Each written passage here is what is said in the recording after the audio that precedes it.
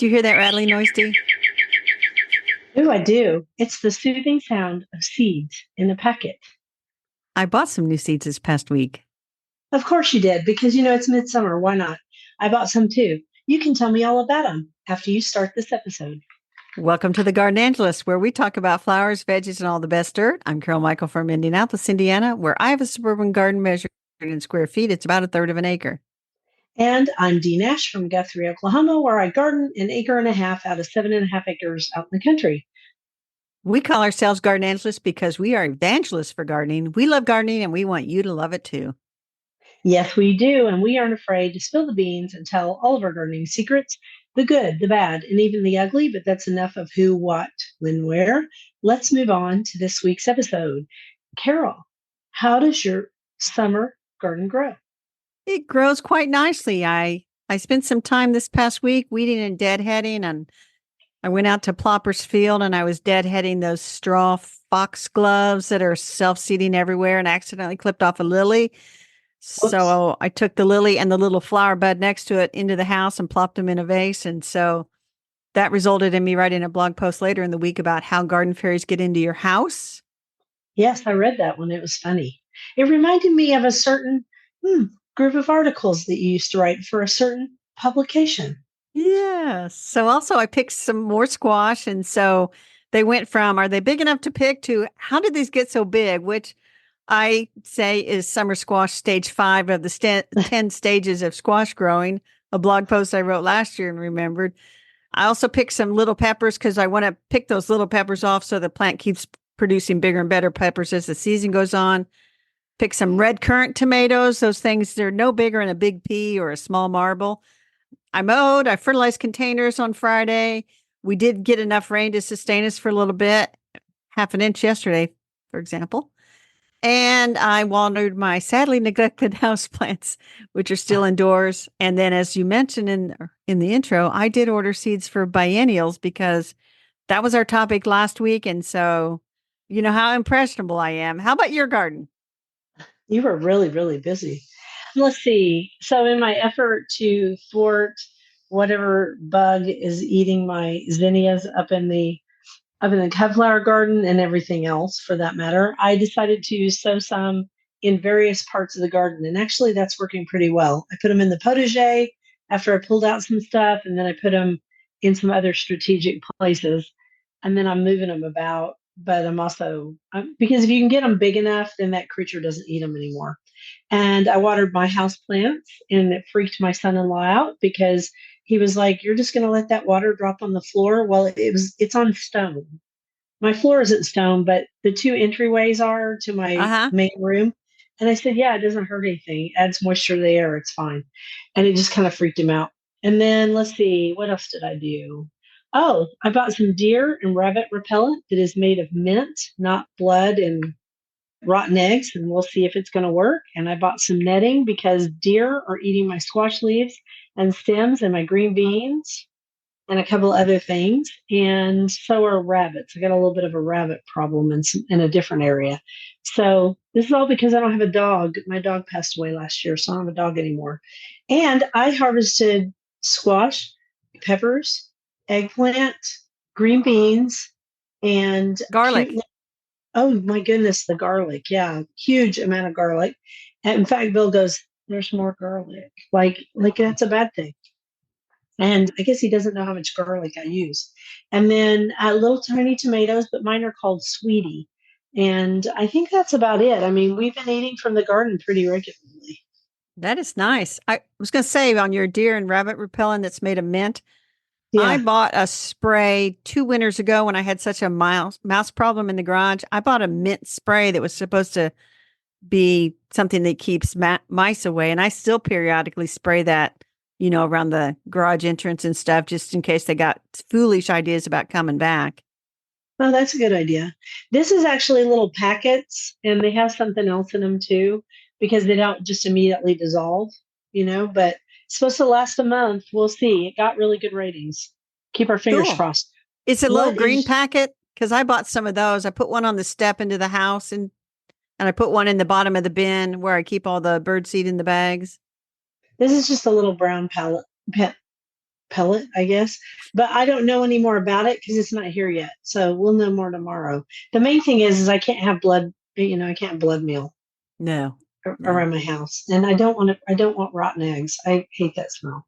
So tell me about your favorite this week. Let's play favorites. So my favorite this week are the tall lilies, and I have sadly forgotten all their names and didn't keep tags. And not only do they smell wonderful right now, but they also didn't fall over in yesterday's big storm that came through around, I don't know, 4 o'clock or so. And I thought that's gonna knock them down. But they stood tall.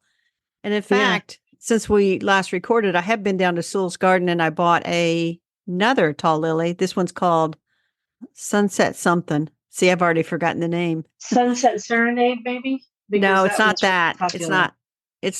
It's exotic sunset. Ah, got it. So anyway, Pretty. that's my favorite. Those big tall lilies, they are beautiful. How about your favorite? So my favorite this week is the AAS winner, All American Selections winner, squash, and it's a zucchini that is called Bossa Nova, and it's a gray one, and it's very flavorful, very productive, and very tasty. And so far, knock on wood, the squash bugs haven't found it yet. But I planted it partly because gray zucchini seems to be more resistant to squash bugs in some studies they've done. Cool. So, it's worth a try. I don't know why it would be, but anyway, the food, it's really good. And so we've had it one, two, three times already, which is pretty fast. Now I've noticed I got some leaves dying and I pulled those off today. So it makes me wonder if it's getting ready to poop out on me, but that's okay. Has the deer grazing it too. So it's been kind of an interesting week.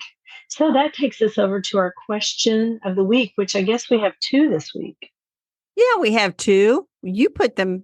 You said they both got asked, so I thought, well, let's just put them both on there. The first one Okay. is, why are there so many Japanese beetles this year in your neck of the woods? Yeah. Do you have very many this year? I have seen a few, but I tend not to have a ton of plants that they love, so I can't say anything about the general population. But I do know why we sometimes don't have a big population and sometimes we do. Right. And so the person who asked me about this was very frustrated. We have a lot this year, a lot. And do you want to tell why, or you want me to tell why? We think, Well, perhaps. I'll say two things to that. One is we've had Japanese beetles in Indiana for decades. And so it may be that the reason I have fewer is that the population's kind of leveling out over after all this time. Could But be. the larvae emerge from the ground, in my case, in late June, probably early in your case. But the Yeah. adults have to deposit those eggs into the ground, like in the grass. And if the ground is really hard, they can't get in their eggs. And so you'll have a lower population the next year. But if you have, like you've had, like a lot of rain and it's mild, they can lay eggs till the cows come home and you will have a bad year the next year, most likely. Yeah, pretty much. Lots of little baby Japanese beetles. And they are a type of grub. And so you can try milky spore disease. Some people use that. One person said, "Can I spray them and get rid of them?" And I said, "Not really. They are pretty impervious to sprays. For one thing, the slightest movement and the darn things fly off.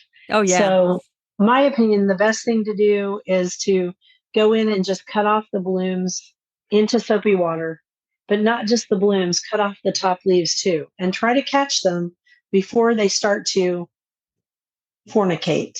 Because once they start to have sex, then they emit even bigger pheromones Uh than huh. they did as single beetles. And so they say, "This is the beetle party, come here." So that's a really good way to get rid of them, is to chop off those top leaves along with your roses. And that's going to make people sad. But here's the deal. They decimate those roses and those top leaves anyway, and they leave their scents all over them. So you might as well get rid of them. And they do attack some other things in my garden too, but the roses are the most susceptible. So there you go. There you go. And so later this year, remind me to talk about how to know if you have grubs in your lawn. Okay, And I'll then the do that. second question, which you have a lovely reel on Instagram about, is how do you water containers? My answer would be with water. There you go. Yeah, there's a reel and it's all about how we do drip irrigation. And it got lots of people had questions. even though I felt like I explained it ad nauseum. But, there are always things I don't think of.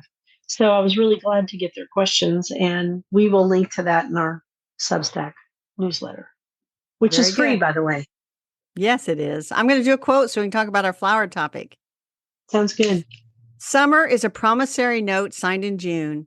It's long days spent and gone before you know it, and due to be repaid next January. Our friend Hal Borland. Yeah, I would say it's due to be repaid in February here. February is a very long month some years, but it's very cloudy and very. Ugh.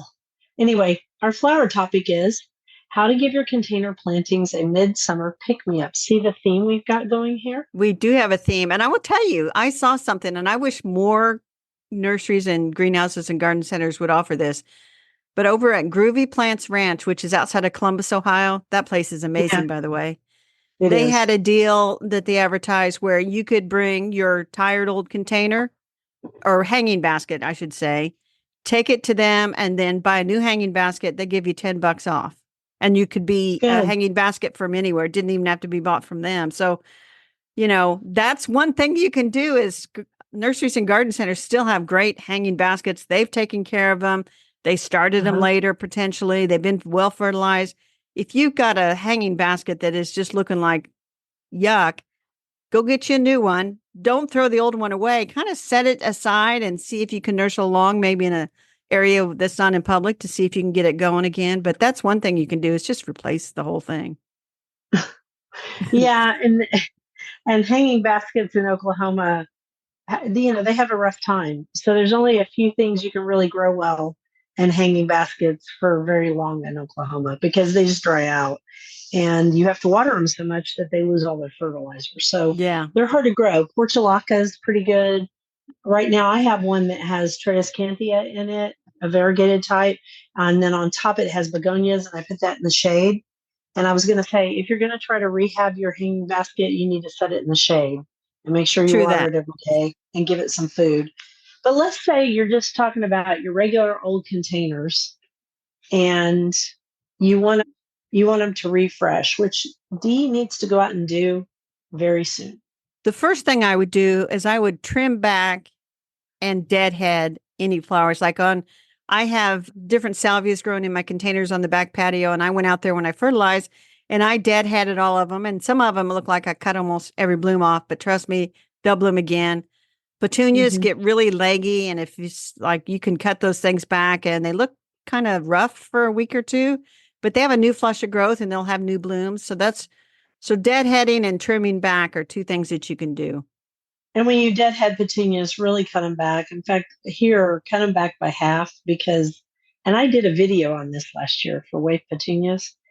The leggier type of petunias, the spreading type, do better in our climate anyway. So that means they want to really put out that growth. And a lot of them want to set seed. And if you just trim off the blooms, you don't you don't get rid of the seed setting. And if it sets seed, that's about it for the petunias. And Right. then you want to, after you do that, and also I also cut back all the salvia that is in the Farinaceae class, or the ones that are in the ones that are the interspecific ones between Salvia farinaceae and Longus vicata, which grow really tall, like Indigo Spires Blue, Mystic Spires Blue, those. So the Cathedral series, all of those, you can cut those back in half and they will just produce tons of blooms in about 3 weeks. So I do that. And then you have to fertilize. Yes, you do. And you better fertilize with something really good. And you can use a foliar fertilizer. You can put in more of a granular fertilizer if you want to, but this might be the time to foliar fertilize, whether you're Yeah. using one like Ladybug, which is, or I think the other one is John's fertilizer or John's Ladybug. Anyway, that's one that is organic and is really good. And I actually like to get those hose-in sprayers that you're Uh-huh. supposed to mix Miracle Grow in. And I used to put the organic fertilizer in it and use it to spray on my plants. Those Definitely. are good Definitely. sprayers. Yeah. And if you want to use chemicals, I don't, I'm not going to fight you on that. I don't care anymore. I'm 61. No, I don't care either. You want to keep everything well watered, and you will put your link to your drip irrigation. And actually, this came up when I spoke to some people at a lunch at their church on Tuesday. It's like she's leaving town for 5 days. How did she keep everything watered? And I'm like, well, you'll have to ask a neighbor to water because 5 days is a long time. And, Yeah, I did suggest if if there's bare ground, put in like a 1 inch layer of mulch and soaking that really good will help keep things from drying out too quickly. But it still 5 days is a long time. it's a long time. Here, everything would be dead. We've been 102. Today's great. It's only 89 degrees. We had a cold front come through, but we've been 102, 103 for several days, which is too high for the end of June. And you better water at least once a day. Also, when you're thinking about potting up stuff in the beginning, I know this isn't a rehab, but in the beginning of the year, use bigger pots because bigger pots have a bigger surface area and it's easier to keep it watered. That's true. And by the way, just so you know, it's 76 here. But That's lovely. It was really nice this morning. So there you anyway, go. the other thing you can do is pull out the non-performers. If you bought something and turns out to be like a dog, it's not Yeah, growing pull it. well, or maybe the color is just like horrendous compared to what you thought you were buying, and it's just not making you happy, you may have our permission to pull it out. Yeah. And you know what? You can also rotate your pot to give a different side, to shine, especially if you have your pots up against a wall where they can't be seen. And that's a good idea too. And I actually saw a question about calibrachoas the other day. A lady was very disturbed because she saw calibrachoas in the store, like Sure. those nursery pots, and they look fabulous and they've been fertilized within an inch of their lives. Well, what they also don't tell you is they choose certain types of calibrachoa, which tend to be the spreading type. It's just like the petunias. And some are better at heat than others. And one of That's the right. best ones is there's two that I can think of right off the top of my head because this isn't in our notes. One is Lemon Slice by Proven Winners. That one is fabulous. It is tough as nails and it's yellow and white. And then the other one is called Tequila Sunrise. And the reason I remember is I wrote stories about both of those for Proven Winners, and they're so great. They have lots of other varieties, and some are good, some are okay. So, those are two I can think of. Which is another thing. Take notes about what's doing well. I mean, you do want to mix it up in the spring, and we all get dazzled by the pretty new plants, pretty new flowers. But take note about what's growing well and make sure that you're planting some of the stuff that grows well, because if you plant all the new stuff, you might have some disappointments. So that's my. Yeah, yeah. So if it's Right growing now, well, yeah, it's great, like purple fountain grass. I mean, in our climate, there isn't anything prettier. I'm looking at some right now out my window. There's nothing prettier than purple fountain grass about this time of year. And also tropical plumbago. It's also called Cape plumbago. It's a beautiful blue, and it's just a great plant for here too. And I actually saw a couple of Instagram reels that a local person did who does containers. That's her thing, uh huh, and she did a really good job about that too. So, yeah, and you can take notes with your phone. Just open up your notes program and dictate it in there as you're walking around. Take pictures, drag those into your notes program, and then exactly. you'll know what not to buy next year. And if you have a local greenhouse, if you see something growing, take note of it and then say to the local greenhouse, I wonder if you'll have this next year. And they just might. They might, yeah, especially if you buy it. So you were going to say that you planted fewer plants per container this year. Yes, I did. And so, you see the reels and different things, and people are just packing plants in. And Hmm. packing plants in, if you're like planning a big display for a party this weekend and you want everything to look fab, pack it in a few weeks beforehand. But I decided to go with fewer plants and just let them grow bigger and shine. And so the salvias, I've just got a couple of petunias in there with them. Now, some of the petunias aren't doing great, but some of them are doing pretty good. And it's just, Hmm. all the, I should have a spiller, as they say, but I really got the thriller and some petunias, and I'm happy with the result. And I don't feel like I'm missing out on anything. Yeah. And actually, you know what? On my blog, there's a blog post that is called Container Recipes. And so we should add that because that it talks about plants that just do well in your containers. but you do still have to manage them. It's Yes. like coleus, for example. Sun coleus makes a great filler, but you have to snap off the tops, which you can then go plant in your garden if you take care of them well enough. And you have to do that because they'll overwhelm other things. So Right. I think planting fewer things sometimes might be better. I don't know that I planted as many things as I usually do. Good. We're getting wiser in our old age. Do that next quote and let's talk about vegetables. Green was the silence, wet was the light. The month of June trembled like a butterfly. Pablo Neruda. Okay, And so so we decided we'd talk about tomato tips. you decide we talk about tomato tips. I said, really? Tomato tips? We got three. And that really Yeah, kind of, there are three questions about tomatoes. One is, do you need to stake or cage? The one answer or the is other. yeah. Yeah. And if Yes, you're like me, you're going to cage. I mean, steak. I don't know why I said cage. I was going to I'm a say you staker. don't cage. No. Yeah, I mean, I think caging only works well if you're doing determinate, which are the short tomato plants that produce all one crop at one time. If you're doing indeterminates, you have to stake them. And that's because they just keep growing and growing and growing. And mine are up against that fence, that hog panel fencing, and they're all doing really well. I think I only have two determinate tomatoes in my whole thing now. So when I first started, I think I did more determinates and I don't do it so much now. And the easy way to remember about determinate versus indeterminate is one is a bush type tomato, determinate. Indeterminate is a pole type. And here's the other thing. I have one determinate tomato, and Burpee sent it to me. And if I was like I said, if I was a good podcaster, I'd know that variety. It's growing on a container on the patio, and it's actually doing quite well. It's unusual because I know it's a determinate beefsteak. Right. So, and you linked I to a Family Handyman article that you apparently think that I wrote, and I'm like, did I write that? I guess I I don't did. know.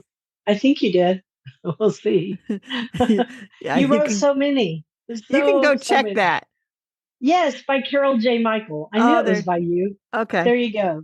How many, let's just joke for a minute. How many do you think you wrote? I think I wrote 20. How many did you write? So I know the dashboard that you would sign on to, it only showed you your last 100. And so I think I wrote maybe 150. Oh my goodness. Oh my goodness. I mean, I don't have any way of knowing, but there is that funny story about one of my articles that I wrote for Family Handyman ended up in the print edition of Birds in Bloom. They're owned by the same company, so they can use that any way they want. But anyway, the Yeah, they next can.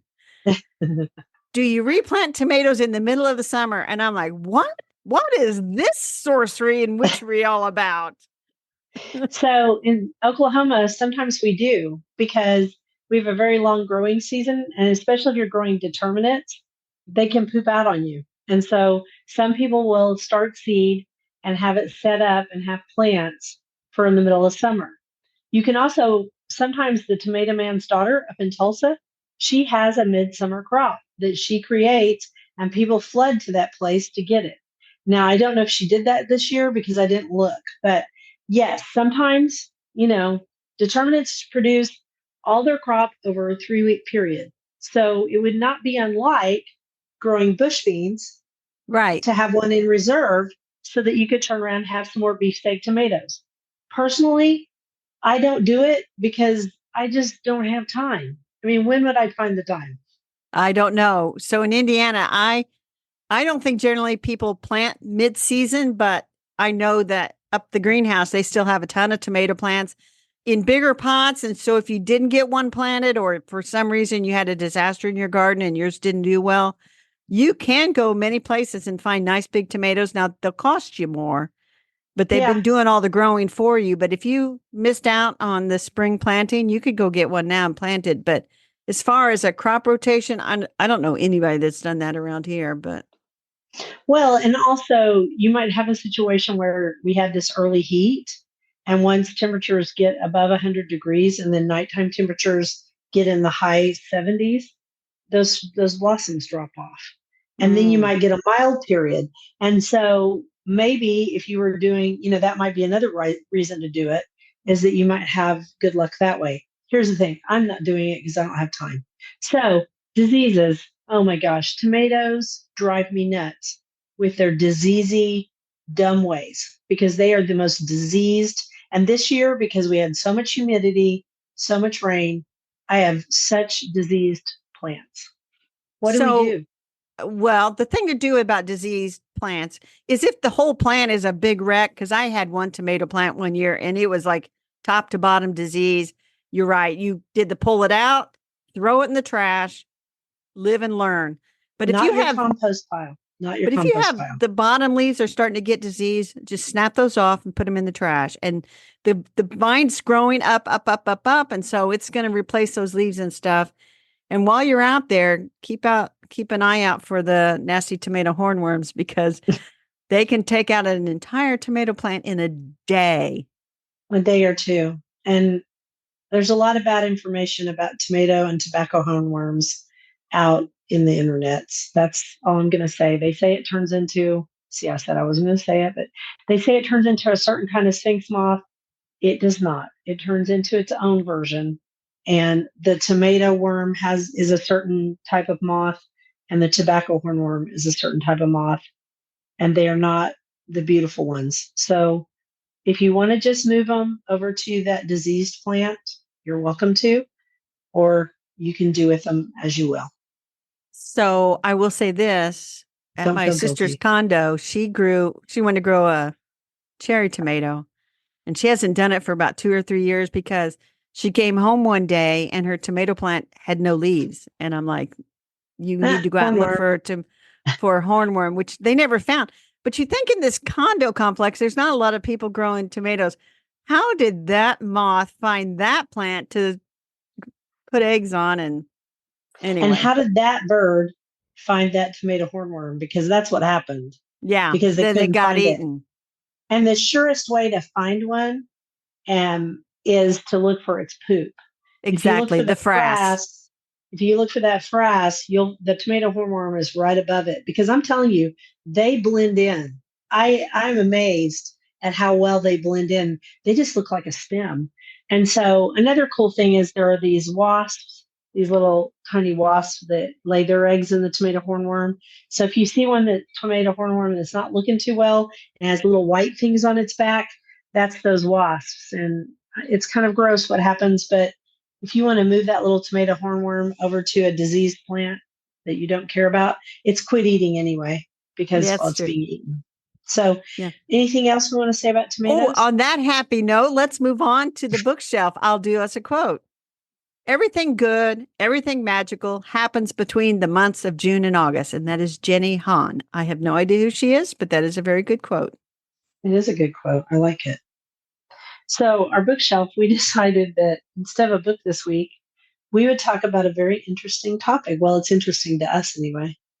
The old gardening magazines. And so this started, I don't know if we were recording when we've talked about the Kitchen Gardener and Yes, that we were magazine. recording. Mm-hmm. But then there's The Gardener, which was published by White Flower Farms from April 2001 through February, March 2003. And so I told you about this, and then you went out and ordered some.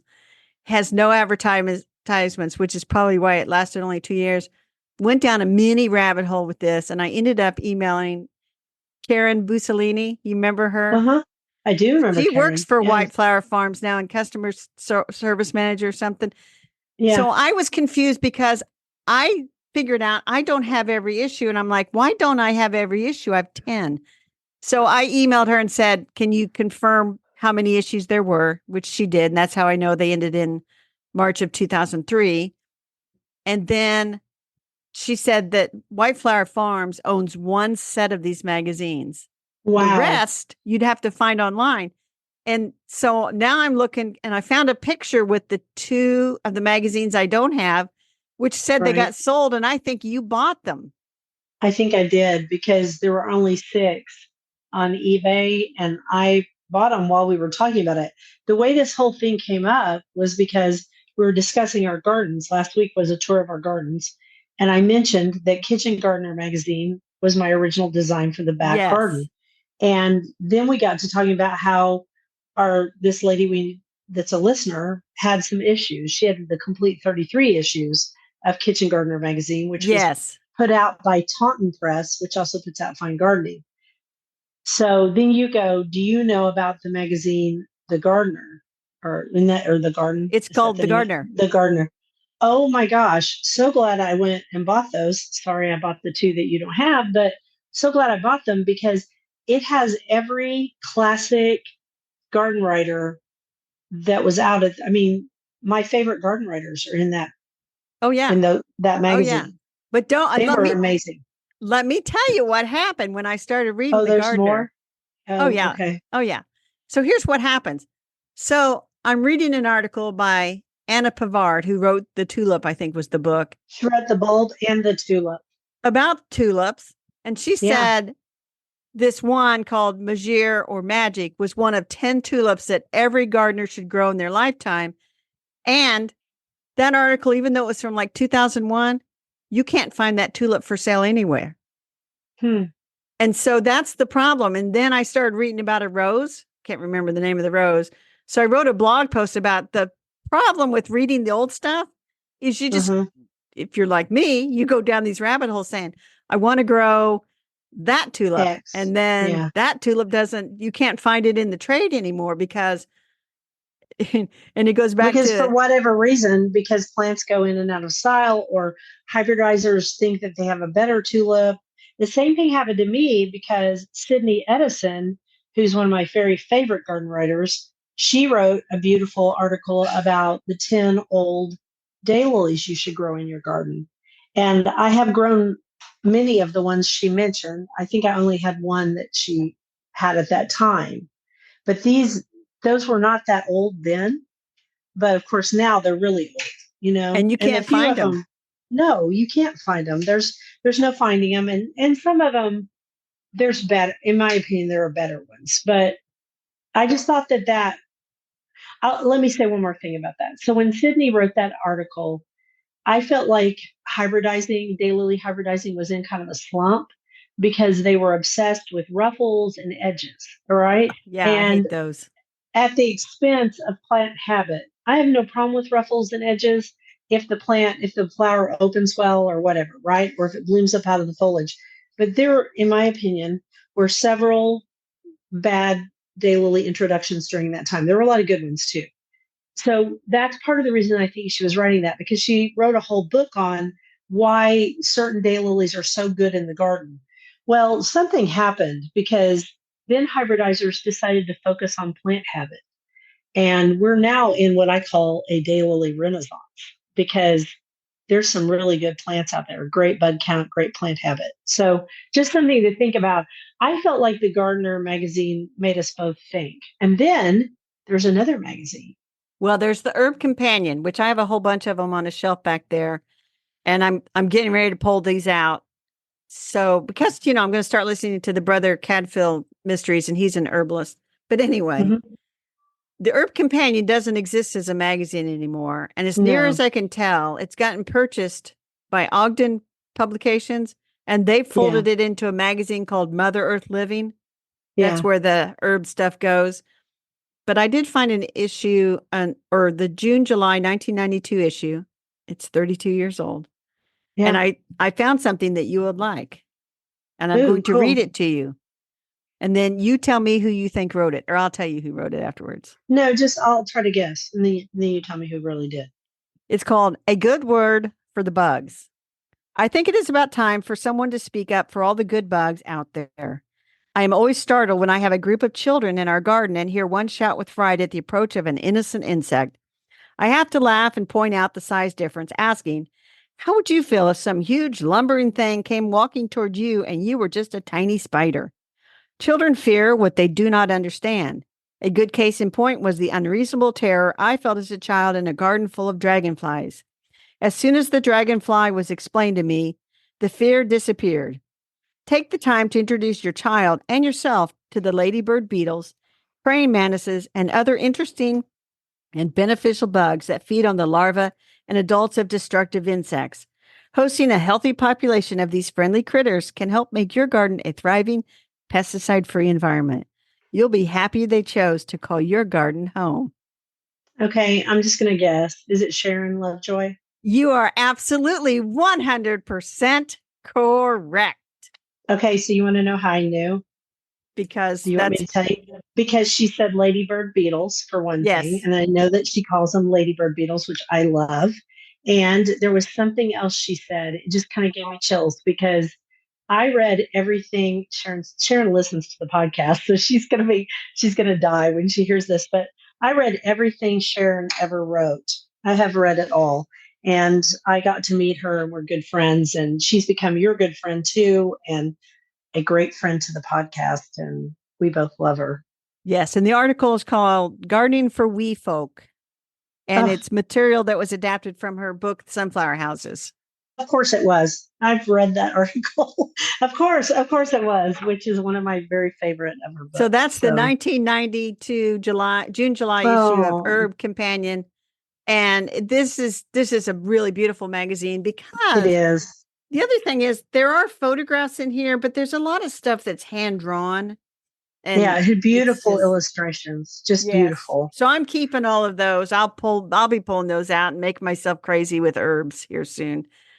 And the Next funny part is, magazine, I was not much of an herb grower, so I don't really have it, but I should. I It's such a have it. great magazine. It is. So the next one is Organic Gardening, which went out of publication a while back, and let's all just bow our heads for a moment in sadness because that was one of the best magazines on the planet.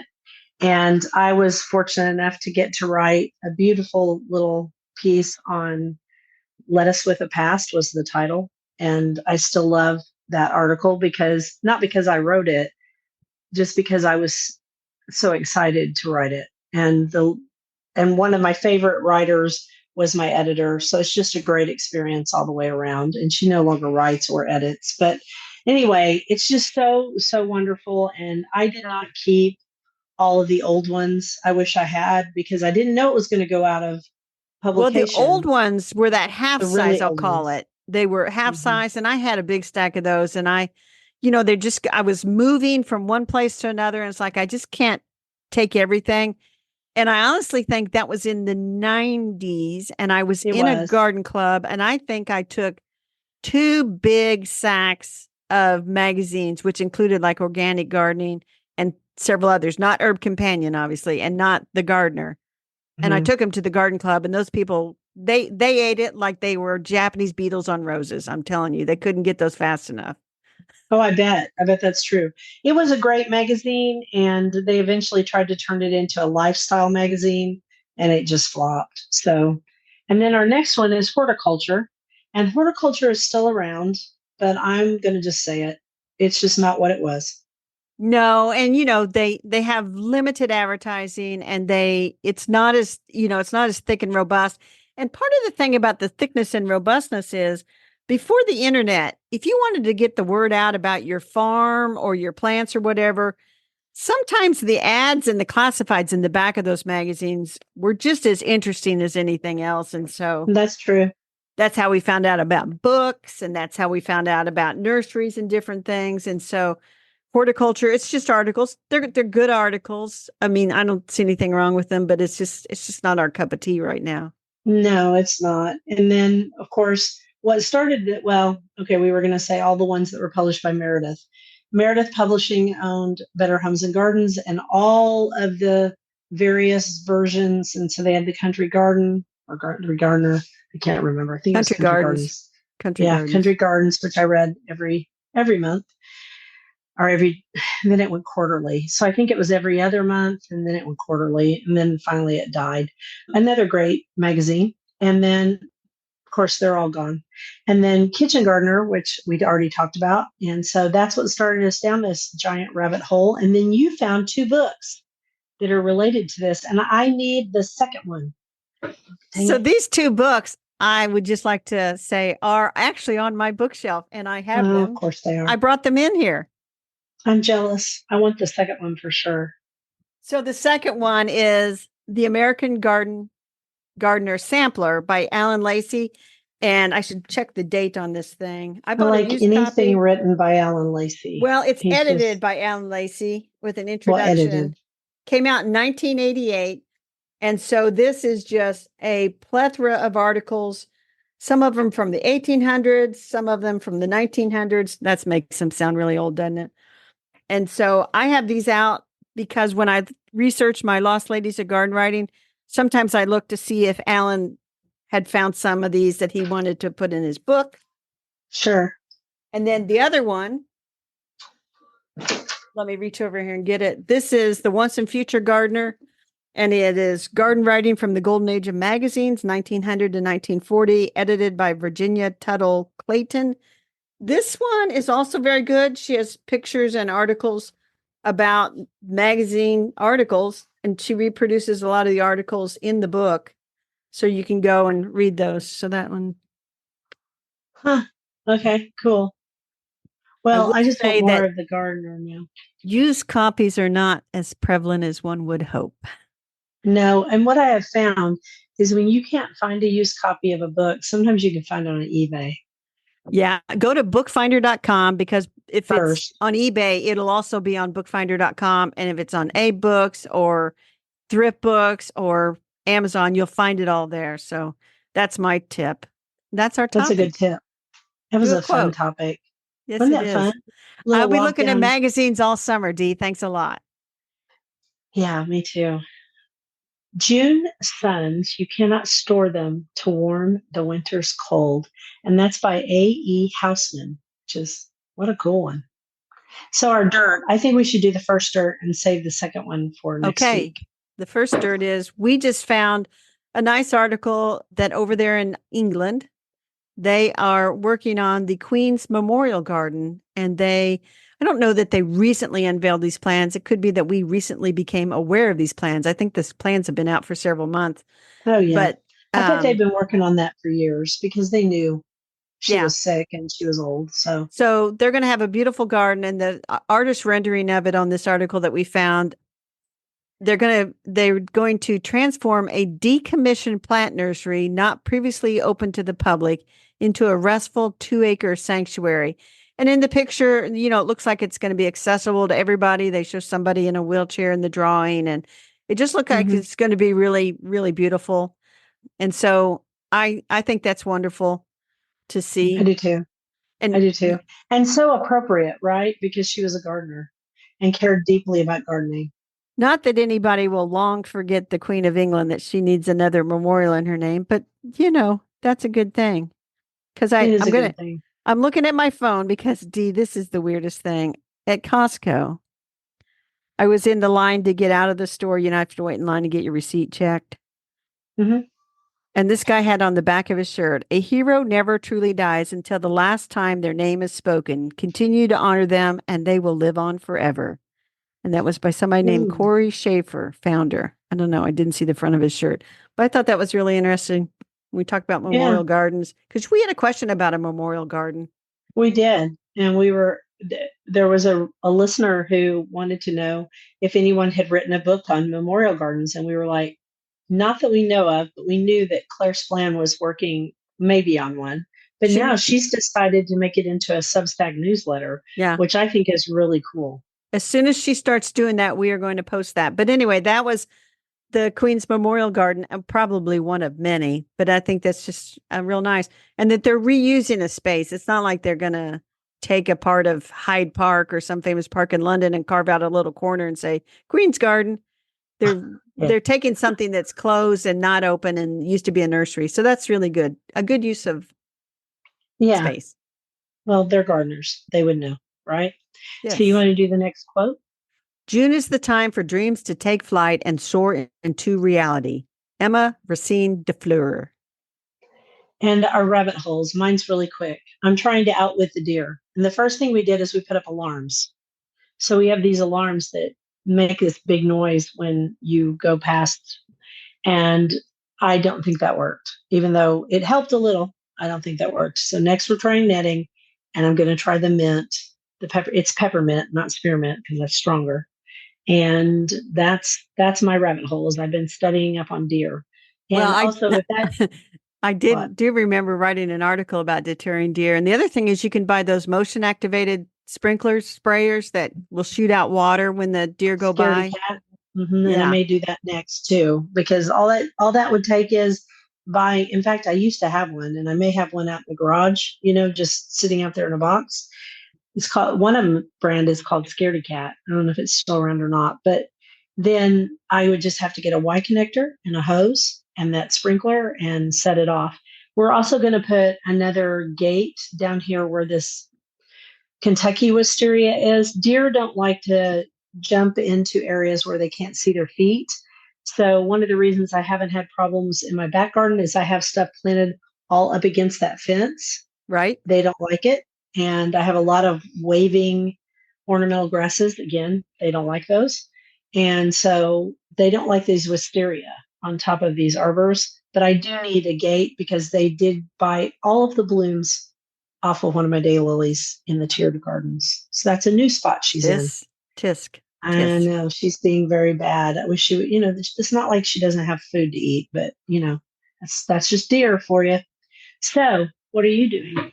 What's yours? So I was down in that old magazine rabbit hole, which resulted in a blog post, and also Alice T.A. Quackenbush. I had to wrap up research on her, and she was sort of elusive, but I did write about her as a lost lady. She's very feisty because her divorce proceedings were front page news in the newspaper. I'm just like, oh my gosh, yeah, she's What something time was else. she from?